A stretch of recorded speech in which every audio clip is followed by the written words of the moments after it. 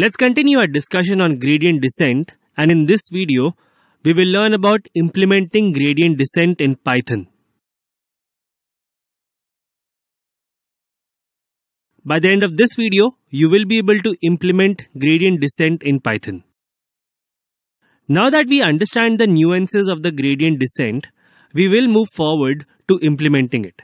Implementing gradient descent can be tricky and cumbersome. For this, we will begin by defining a function for every step in the process of gradient descent. Note that we are implementing gradient descent for the sample data that we have been working with to keep things simple and clean. Step 1 is to initialize parameters. For this, we define a function called param_init. This function takes only the target variable as its parameter. In this function, we simply initialize m as a small value 0.1 and c as the mean of the target variable and then return them. Step 2 is to generate predictions.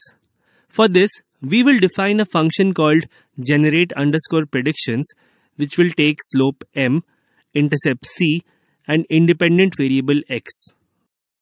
This function returns a list containing predictions of every value in x with respect to m, c using the equation y equal to mx plus c. Step 3 is to calculate the cost.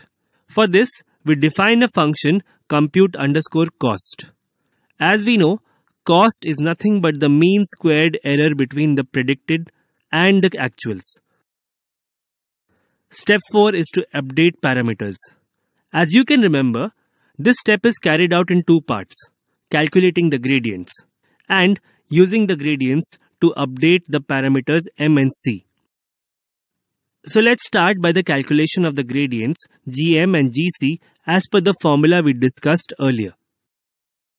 For this, we define a function gradients which will take the predictions, target variable, and the independent variables as parameters.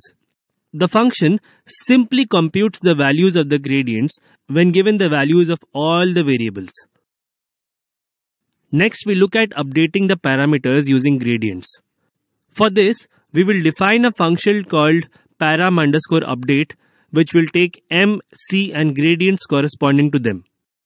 We refer to them as old because we will be computing the new updated values and returning them. The code written in this cell is nothing but the formulation of updating the parameters as we have seen earlier. Now that we have finished defining functions for the different steps, we will define one last function called result, which will print the final result of the gradient descent. We will define this function by the name of result. This function will take values of m, c, independent and target variable, cost, predictions, and iteration I as parameters. The first conditional statement checks whether the gradient descent converged with the maximum iterations we declared, or it ran through all the iteration and print the statement accordingly. In the second part of the function, we are first plotting the data points as scatter plot and then plotting the final regression line which we obtained from the gradient descent. Now we are completely set and all the nuts and bolts are with us. We just need to use them in the right sequential manner. Let's do that, one piece at a time. We start by reshaping our sample_data and renaming it to shorter, cleaner names. Next, we define some parameters of the gradient descent. We set the maximum number of iterations to be equal to 1000, initial cost_old to be equal to 0, learning rate alpha to be 0.01. Now we will perform the first step of the gradient descent. We will initialize the parameters of the gradient descent. For this, we will call the param_init function which we defined previously and pass the target variable sale_price to it. We will store the initial values returned by the function in the variables m and c. Next, we will define the loop which will repeat the rest of the steps until the maximum iterations declares or until the gradient descent converges. Now, we will be undertaking the step 2. For this, we call the generate_predictions function and pass the parameters MC and the independent variable flat area to it.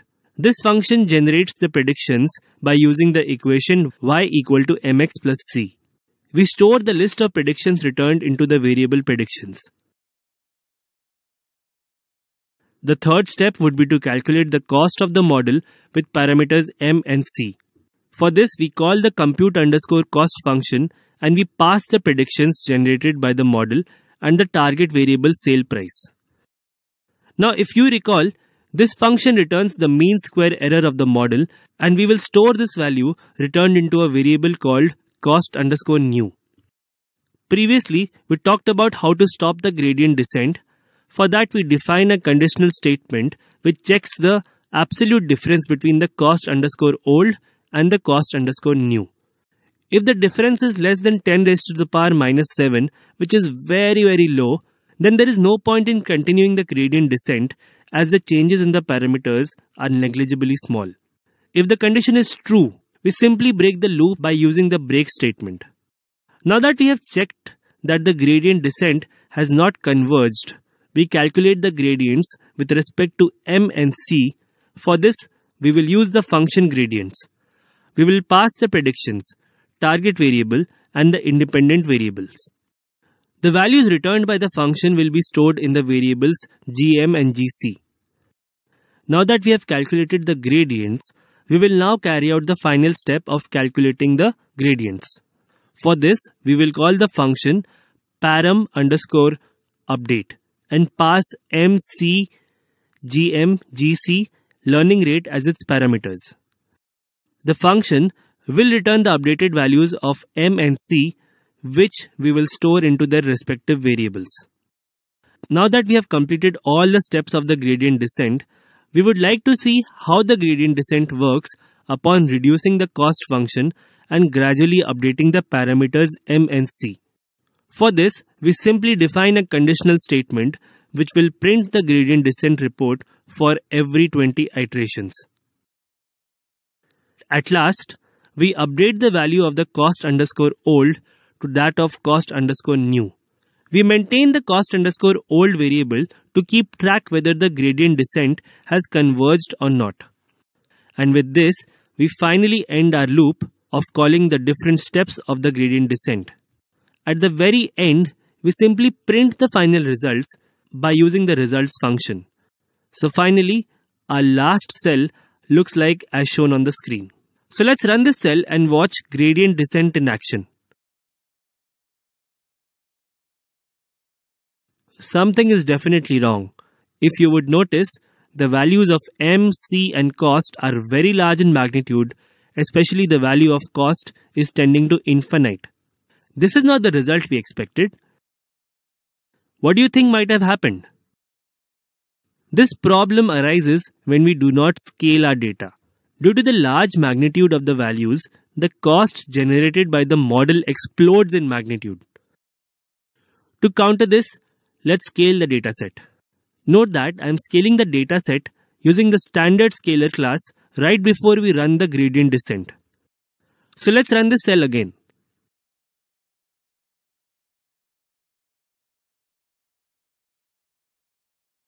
Yes, now that is the result we were looking for.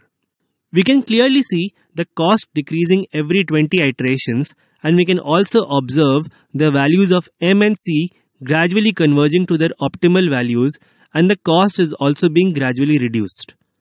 You can see that the gradient descent converged after exactly 300 iterations. In the graph, you can clearly see the final regression line with the final parameters.